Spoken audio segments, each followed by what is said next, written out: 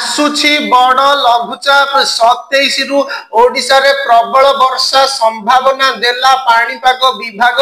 आसंता 27 तारिख बेलू पश्चिम केंद्रीय और तार पार्श्ववर्ती उत्तर बंगोपसागर रे एक लघुचाप क्षेत्र सृष्टि हेबार संभावना देछि पाणीपाग विभाग।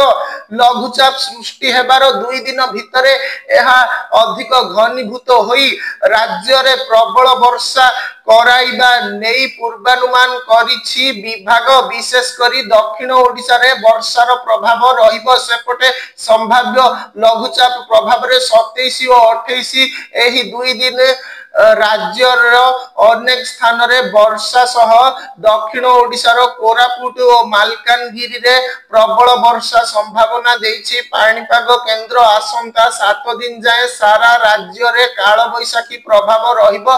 बिजुली घड़घड़ी सह वर्षा संभावना सह झड़ पवन बहिबा संभावना रही। आगामी 24 घंटा रे प्रबल वर्षा नहीं 8 जिला को येलो वार्निंग रही। मालकानगिरी कोरापुट रायगड़ा गजपति गंजाम कंधमाल केन्दुझर और मयूरभंज जिले में बिजुली घड़घड़ी सह 30 रु 40 किमी बेगरे बहिबो झटका पवन। मोट 13 जिला को येलो वार्निंग जारी करिछि केंद्र। आसंता काली 12 जिला को बिजुली घड़घड़ी सह वर्षार संभावना थिबा बेले मालकानगिरी कोरापुट रायगड़ा केन्दुझर मयूरभंज रे प्रबल वर्षा संभावना को नहीं येलो वार्निंग जारी करा जाइछि। आसंता 30 तारिख पर्यंत जारी रहिबो वर्षा।